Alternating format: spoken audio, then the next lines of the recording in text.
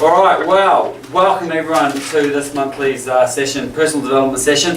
As I always say in these sessions, the people who turn up, I believe, are the people who are committed to personal mastery, and those are the people who really are going to do what they want in their lives and take it to the next level. So I commend every single person who's here, and obviously welcome to everyone in Australia. Can't see you, but can hear the little thumps around there, so we know you're there.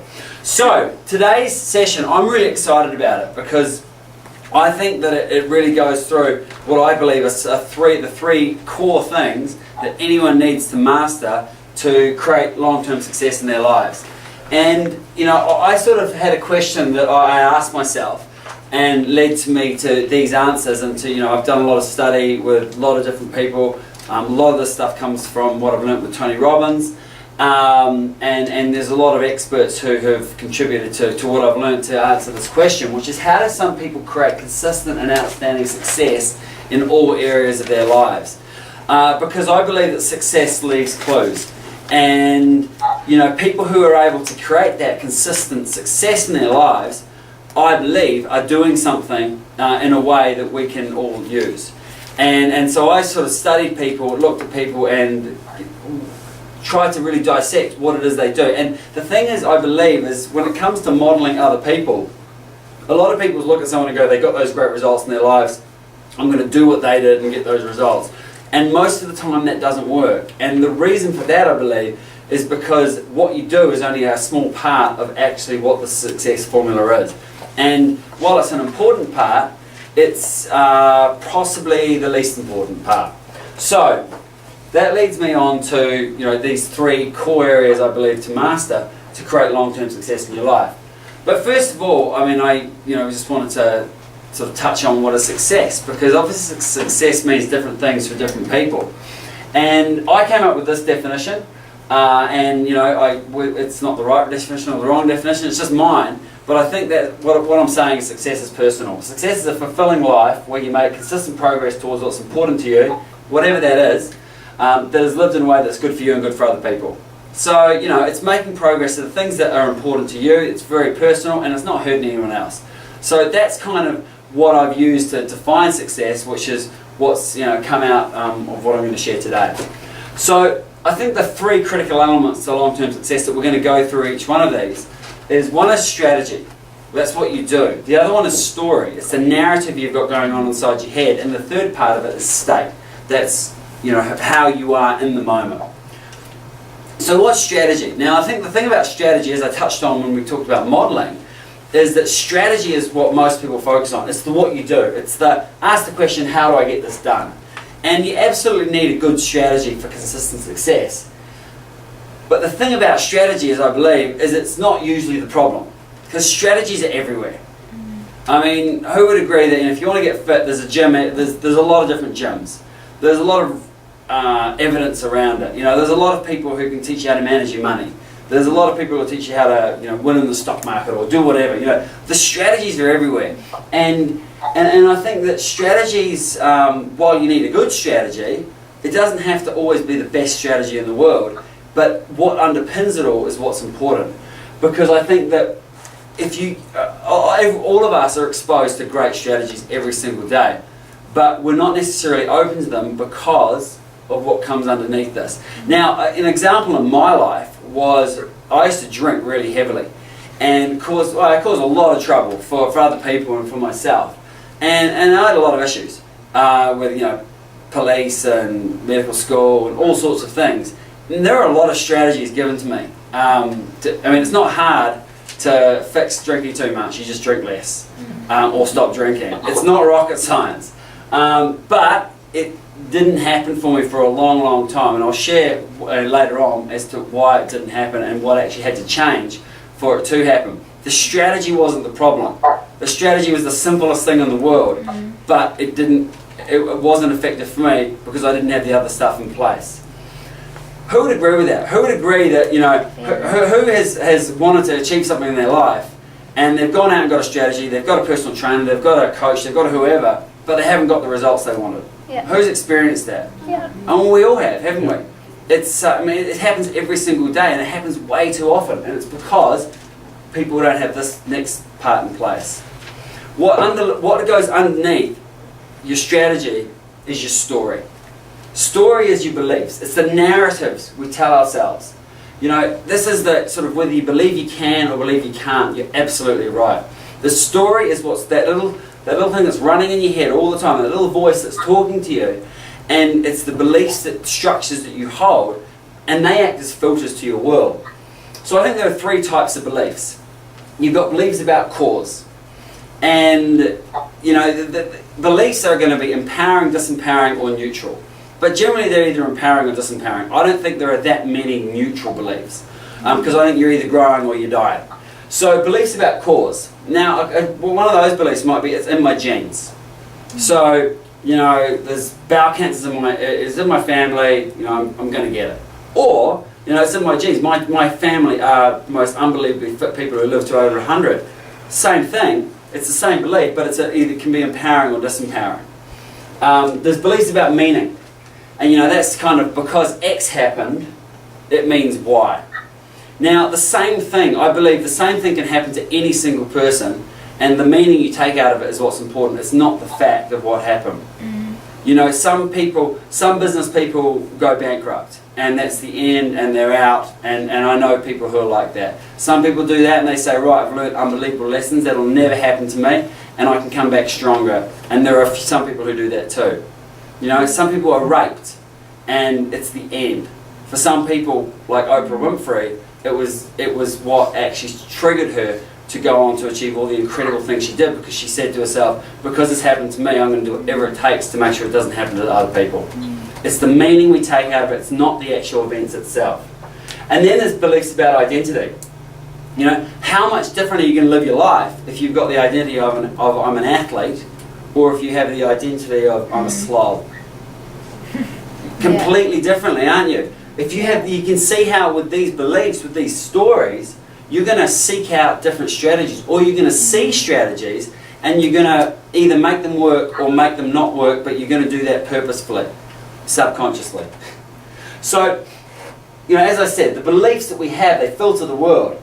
And I think that experiences that we have lead to the beliefs that we have, but also the beliefs we have lead to the experiences we have. And what I mean by that is something will happen to you and you take a meaning out of it.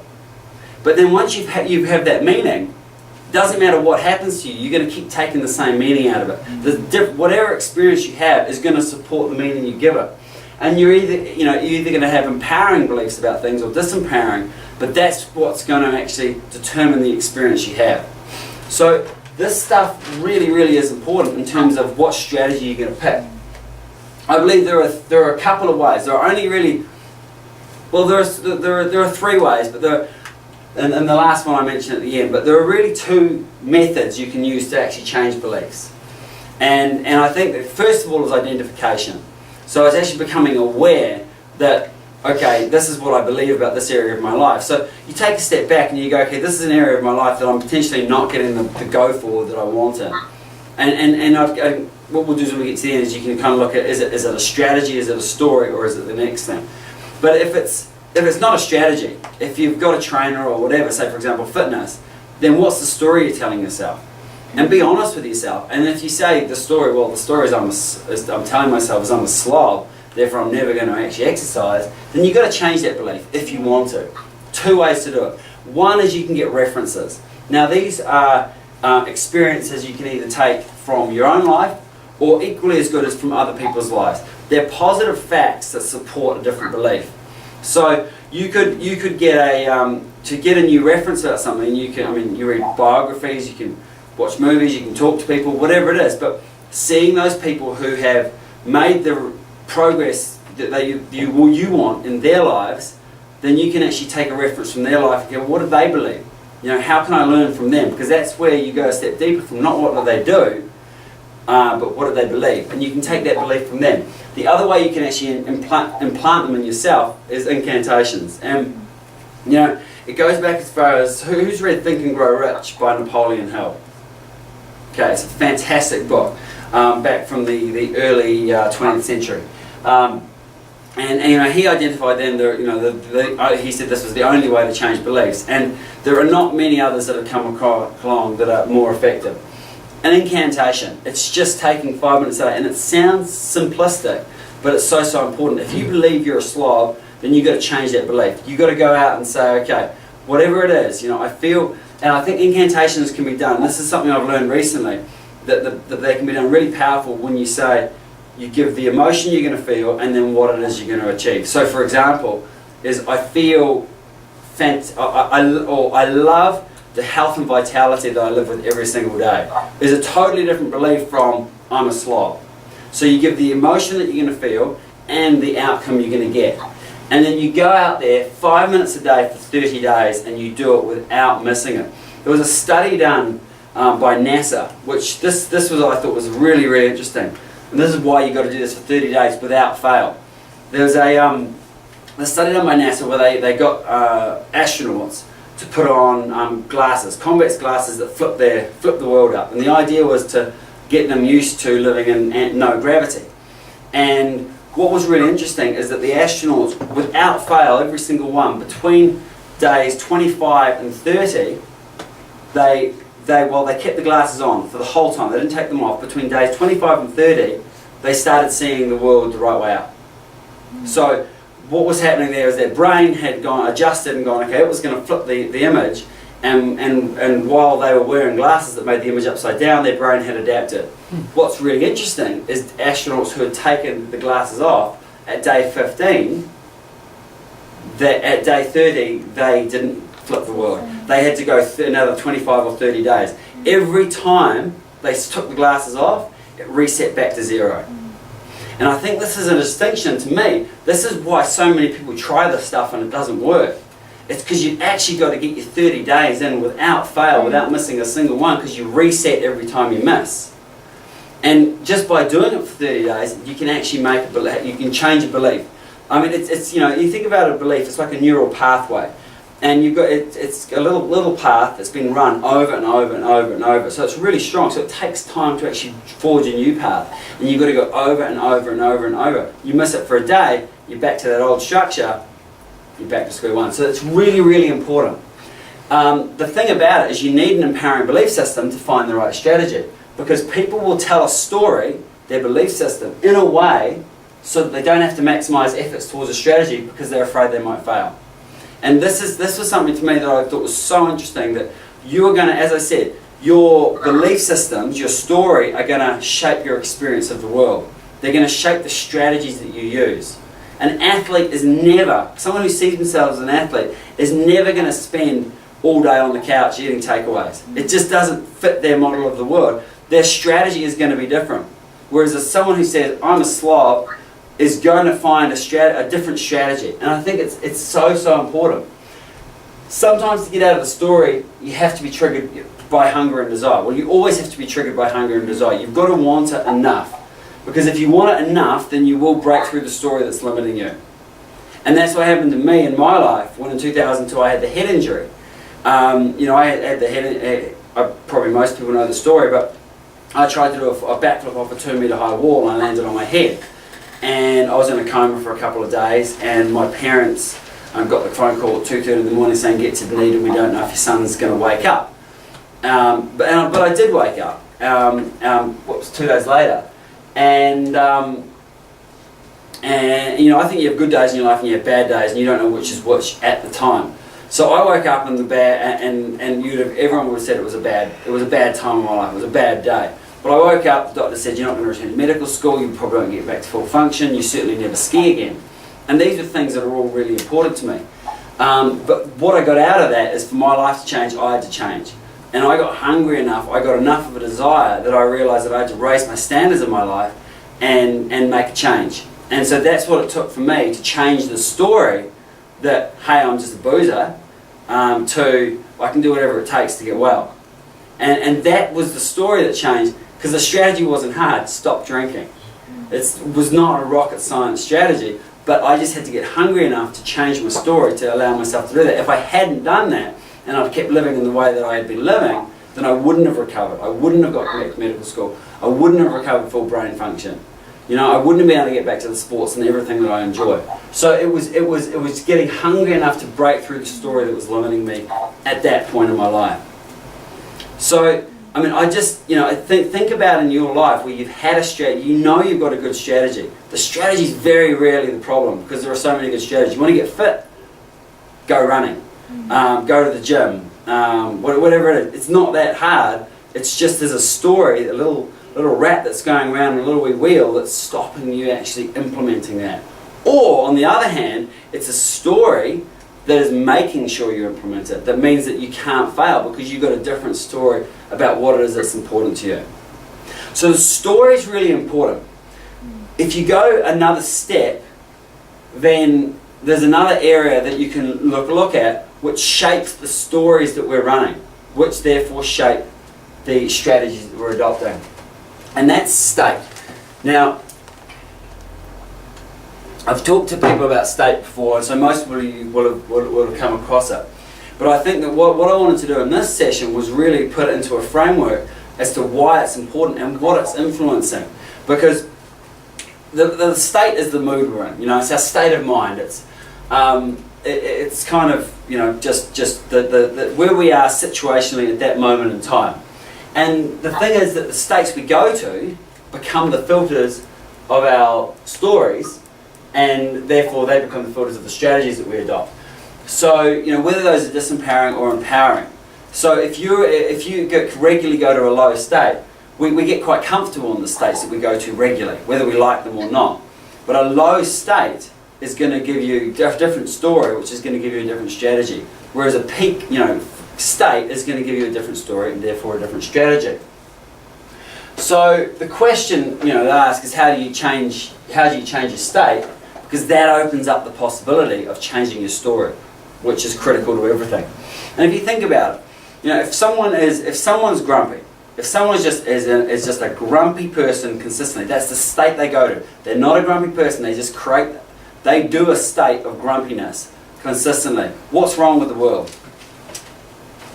Their perspective of it. No, but what do they say? Everything, isn't it? Yeah. Everything's wrong.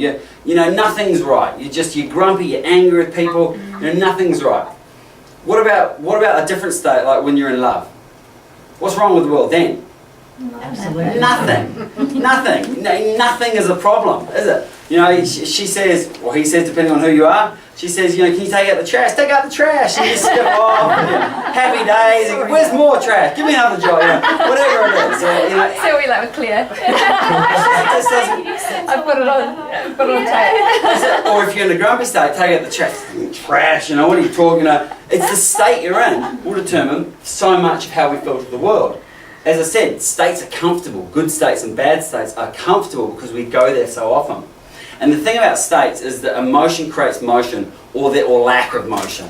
So, the state we go to is influencing our moment-to-moment experience of the world. And it therefore influences the stories we're telling about ourselves, therefore the strategies we adopt. So there are 3 ways that you can change your state. And the first most immediate one, well, they're all immediate, but the first one I want to talk about is your physiology. It's how you move, it's what you eat, it's how you breathe. It's how you dress. It's sort of the physical nature of how we are. And this is the one that you can just change in an instant. So everyone, just as an example, just put your head down, look at the ground, take all sort of expression off your face, maybe put a bit of a grumpy look on your face, and just sort of sit limply in your chair. Now, snap out of that, put a smile on your face, put your shoulders back, sit up straight in your chair, put some energy in your chair. And how do you notice, obviously, do you notice the difference in how you feel? Yeah. It's just that instant, isn't it? And you can even notice the difference in the room. Just the energy in the room changes when people's physiology changes. So this is what you do in an instant. You can just sit there and you can catch yourself and go, okay, is the state that I'm in what I want it to be? Well, no. Bang. In an instant you change your physiology. The next thing you do is you can change your focus. Because what's wrong is always available, and so is what's right. Energy flows where focus goes. Where we put our attention is where the energy goes. So what you focus on determines not only how you feel, but also how you perform. This is where beliefs really come into it as well. And this is where it's tied to the story. What belief are you focusing on? Are you focusing on a belief that says, I'm not enough? Or are you focusing on a belief that says, doesn't matter what the world throws at me, I got this covered? That's going to change how you feel in the moment, what you're focusing on. Do you see the best in things, or do you see the worst? Am I looking for what's right? Am I looking for what's wrong? It's all available in the instant. It depends where we direct our focus. Am I looking for a solution, or am I just focusing on the problem here? You know, am I focusing on how much this is inconveniencing me, or am I focusing on what can I learn from the situation to make it better and make sure, you know, it never happens again? Where we put our focus will determine how we feel in that instant, and it's incredibly powerful. I believe it's kind of a step deeper than the physiology, because it's where we're consciously directing focus. And the third part of this is, you know, to manage your state is the language that we use. Now, our subconscious minds are 30,000 times more powerful than our conscious minds. And our subconscious minds, they don't make value judgments, they just obey our dominant thoughts. They obey the language that we use. And the subconscious will adjust our state to reflect the language that we're using. Now, I think, you know, in this part of the world, we can be really bad at this, and we can be really good at it. So, you know, often the time we downplay stuff. How are you doing? You know, not bad. Could be worse. Could be better. TGIF. You know, it's just like, how are you going to feel if that's kind of your response? It's compared to if someone said, how are you doing? You go, great. Fantastic. Super duper. Super duper. Better than you can possibly imagine. You know, that's going to not just change your state, but it's going to change their state as well. So, I mean, just give me some examples of, you know, if someone asks you how you're doing, think about it in your life. And just give me some examples of some of the, and then some of them are going to create a good state, some are not going to create a not so good state. But it's important to get conscious about what are the words you're using regularly, because they are doing more than just impacting what you say. They're impacting how you feel, and therefore what emotions you're running and how you're performing. So who has some, you know, if you ask how you're doing, super duper, you like to throw it out there. Who has some other ways they typically respond? Because remember, we go where we're comfortable. And Typically, I always say great thanks. great thanks. Yeah. I used to phone my nan, and I'd say, how you doing, nan? She'd go, oh, not very good today. Immediately just, no, you wouldn't know how to, you don't know how to respond. My granddad does that. It's just like, I know on Mondays I always say I'm good, but on Tuesdays I'm great, because I'm always sleeping on Monday. So change your language for a Monday. Yeah. Change your language. Why do you think you sleep? That's a great example. Why are you sleeping on a Monday? It's a state. Yeah, it is a state, because It's a you've been relaxing all weekend and you just... It's a state, it's a story, it's probably possibly a strategy as well. Yeah. You can change that. This is the power of, like, where you look, where you focus. Is it a state change? Is it a story change? Is it a strategy change? Interesting. Interesting. We'll work on you now. So why is it so important? As I said, they filter our strategies and our stories. So if you want to get results, you've got to actually manage your state, because that's going to determine the story you're telling and the strategy you ultimately adopt. We can't just focus on the strategy. You know, a good state will make you feel good. It's good for you. It's good for other people. It's good for people in your team. People like to be around someone who's in a high state, in a peak state. Maybe not a crazy peak state, but you know, but they're in a good state. They make other people feel good by their energy. We all know people like that. Remember, things aren't always going to go your way. And managing your state is when it's so important in those situations, because in those situations where things haven't gone your way, there is an opening. And it's an opening to tell a story. It's an opening to adopt a new strategy. Now, if you go into a low state, if something doesn't go your way, what is the chances of adopting a really empowering story from that? Pretty low, isn't it? And then you're going to have a crappy strategy, and therefore the thing that went wrong is just going to get worse. Whereas if you can say, okay, I'm going, you know, manage my state in that moment. Go to an empowering story. Pick a belief that's going to actually help you in the situation. The thing about beliefs is they're all lies. They're all made up. What's true and what's not? Who the heck knows? So you may as well lie to yourself in a way that is empowering. You know, it's all, it is, you know, am I an athlete or am I a slob? I mean, it's whatever I tell myself. So be conscious about what you're saying to yourself. Because, you know, is this happening to me or is it happening for me? Who the heck knows? But it's my choice. I can choose to say this is a tough situation. It's happening for me. That is a completely different situation to this is happening to me.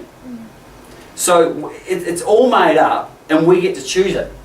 So manage your state. Open yourself up to creating a good story, an empowering story, and pick a good strategy. I think professionals are people who perform at their best, whether they feel like it or not. And I think this is where they start. They start with state. You look at top athletes. Whether they feel like it or not, the best are gonna perform at their best regardless. Michael Jordan, it was an NBA final, and he could hardly move beforehand because he had the flu. It wasn't just a cold; he had the flu, fevers, rigors. He was sick. He got up for the game and he played the game, and he shot the winning goals. He was a professional. He's probably the greatest basketball player, one of the best athletes who's ever lived, and he knew how to manage his state. He didn't sit there and go, oh, I'm terrible, I'm not a good person, whatever it is. He didn't go into a state of, this is why is this happening to me? It's the finals. And he went and he said, whatever it takes, I got it covered. And he picked his state up. He picked an empowering story. I guarantee he's like, doesn't matter. This isn't stronger than what I am. Whatever it was, and he picked a different strategy. Totally changed the outcome. Totally changed the results. So we're going to play a video now. So I'm just going to put the Australians on mute. You guys play the video. We'll play it and we'll come back afterwards. And this is to me, the video is about the power of state. And this is also my favourite movie in the world.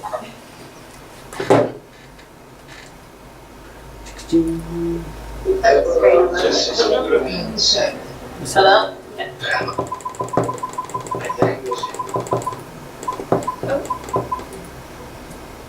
Oh no, that's not going to work, is it?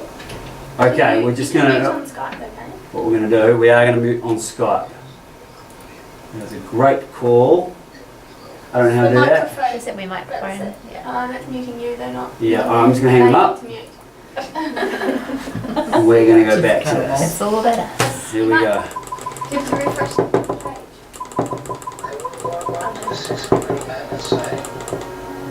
Hello. My name is Inigo Montoya. You killed my father. Prepare to die.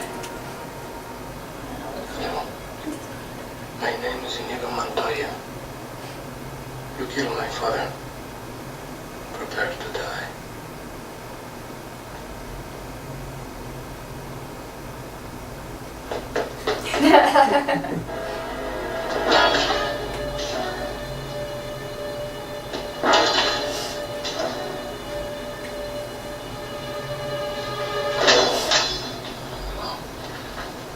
My name is Inigo Montoya.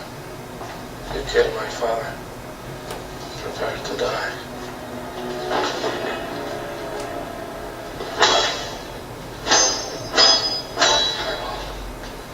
My name is Inigo Montoya. You killed my father. Prepare to die. Hello! My name is Inigo Montoya. You killed my father. Prepare to die. Stop saying that! Oh. Hello! My name is Inigo Montoya. You killed my father. Prepare to die! No! Offer me money. Yes. Power to promise me that. All that I have and more. Please. Offer me everything I ask for. Anything you want. I want my father back, you son of a bitch.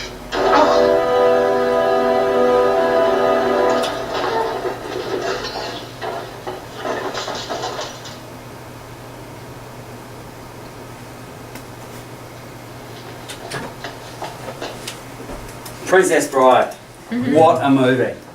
Right, let's get these guys back on. Can't believe you haven't seen that movie. Never have it. I don't know what it is.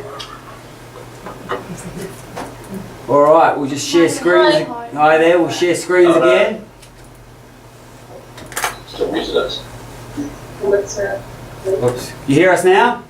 Alright, so that was The Princess Bride. Greatest movie of all time, present, past and future. And I reckon that is the coolest example of state management. If you look at Inigo Montoya, he did it all, didn't he? The physiology, you saw how much more power he could create when he changed his physiology. You know, what was he focusing on? He was focusing on killing the six-fingered man, no matter what.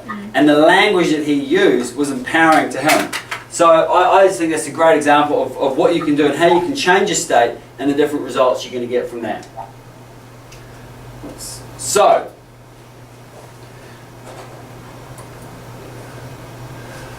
one thing I think that about emotion and state management is that it is in the instant, and it is something that we can use, and it's very, very powerful. And I think there's another level that you can take it to, because I believe that we are perfectly wired, that that you know, we have been created in a way that is not flawed. And so I think that every emotion that we have comes to serve us. That every thought, feeling, belief we have brings with it a message. And this is a process I've learned with an American woman, Deborah Battersby. Her company is called the MedRecruit.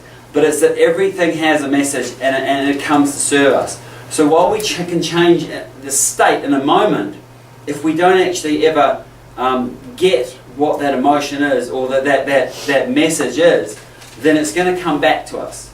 So it's important that we actually do go a bit deeper and find out what that is. So the key, I think, you know, is change your state in the moment. No question. You need an empowering state. You know, if you're in a crisis, you change your state. You get going. You don't sit there and go, okay, what is this? What's the, you know, you get going. But it's worth it. We're coming back to it. Identify what that emotion is, what that belief is, whatever it is. And I think that everything has come to serve us for some reason. And so determine what the intent was. Why did it actually come?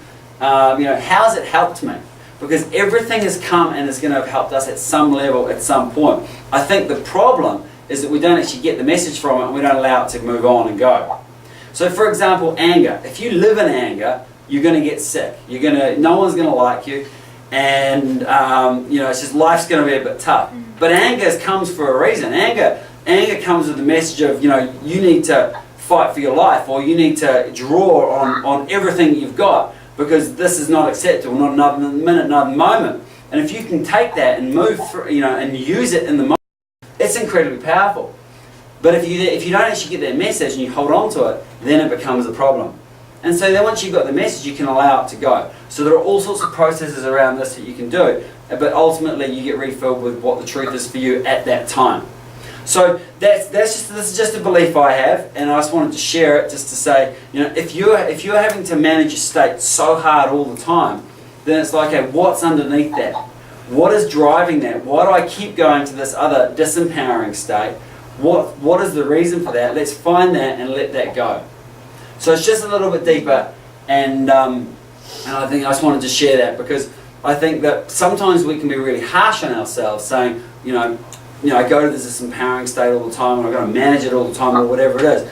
I don't think we need to be so harsh on ourselves. We can just say, okay, it's here for a reason. What is it? Let's move through it. So that's just, I think that's really important. And I think in the sort of the personal development industry, I've certainly seen people who are really involved can be so harsh on themselves, can be their harshest critics, and actually that can become a self-perpetuating problem, as opposed to cutting yourself some slack and going, all right, I'm not actually flawed, right? There's not a problem with me, this has come for a reason, what is it, let's move through it. So, in summary today, I think that, as I said, success is a three-part thing. You've got to have the right strategy, but that's not the most important thing. You just need a strategy, is the key. You got to have an empowering story though. You got to identify those beliefs in your life that are helping you, because we've all got some of those, no question. And we've also got some that are not helping us, that are holding us back.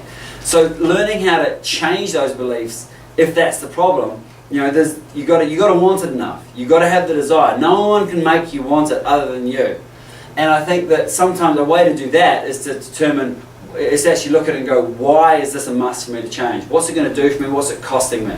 Give yourself some leverage if you need it. With me with the drinking beforehand, I didn't have enough leverage, because I was like, I don't really care. It was never going to happen until I got leverage, and I was like, all right, not another minute. Identify, what it is, the belief you want. Find references, find people who have made that change, whatever it is you need to do. Use incantations, but use them for 30 days. Don't miss a single day because you reset back to zero. You do 30 days, then you get hooked.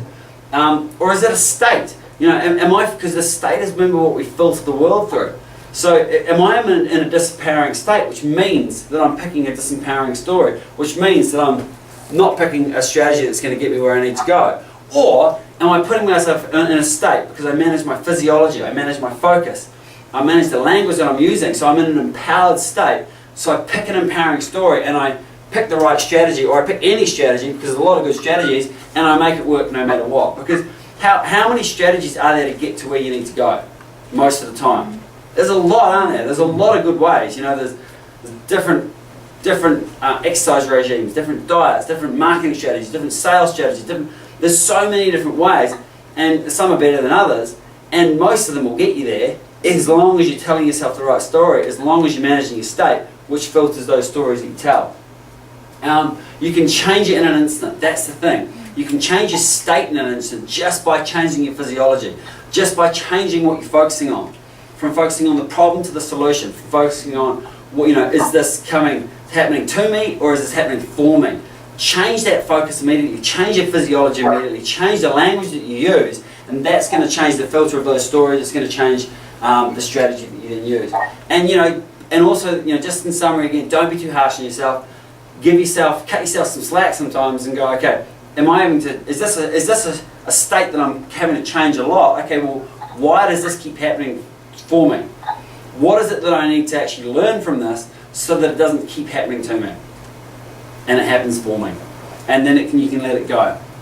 So I don't think it's that complicated, and I think that it's stuff that most people stop here. Most people stop at strategy and they never go any further, and they wonder why it doesn't work, why what they're doing doesn't work, why they keep running the same old program over and over and over and getting the same old results over and over and over.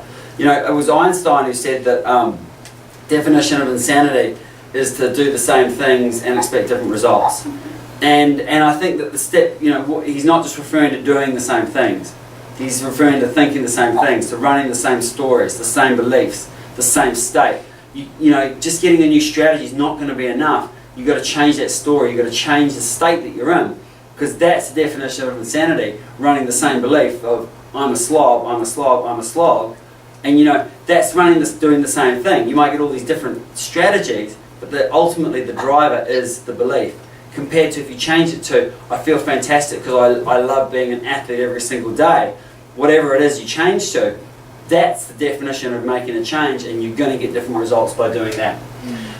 So I think this is really important stuff. I think this is really quite simple, but it's also profoundly powerful and impactful in your life. And I just want to leave you with one quote, that beliefs have the power to create and the power to destroy. Human beings have the awesome ability to take any experience of their lives and create a meaning that disempowers them, or one that can literally save their lives. And I think we have that choice in every single moment. We have the choice of actually becoming conscious of what are those stories, what are those beliefs that we're running, and then deciding if they work for us or if they don't, and then making a shift.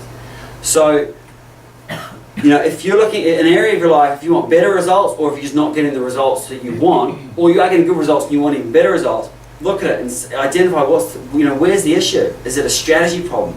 Is it a story problem? Is it a state problem? And then I go as deep as you have to go, and then change from the bottom up. Because if you change from the top down, it's unlikely to work. Bottom up is what's going to change things and have a real positive impact in your lives. So thank you for everyone's time.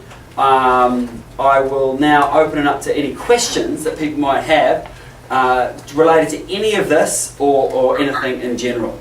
So Australia, is any questions there about this, or I guess thinking about it from how can I apply this in my life, or if anyone's got a particular situation in their life that they want to say where's want some optics on. Australia, anything from you? No, Australia's all good. And what about New Zealand? All good. Under control. With your incantations, Yep. Do you say them out loud or do you say them in your head? And at what time of the day do you usually do them? Look, I think starting in the morning is a good time Yeah. to start that. It's often it's a great way to combine it with exercise Yeah. because you get moving. You know, motion creates emotion. Yeah. They are much better said out loud. Yeah. You can say them in your head. It's a lot safer to say them in your head. But you get better results if you engage. I think, you know, there's affirmations, which is just like, you know, a little wee thingy, I'm a good person, I'm a good person.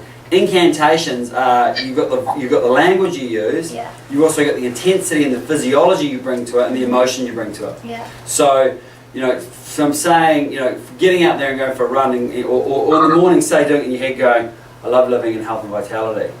There's going to be a totally different thing from you get out and go for a run and just start, you know, I love living in health and vitality.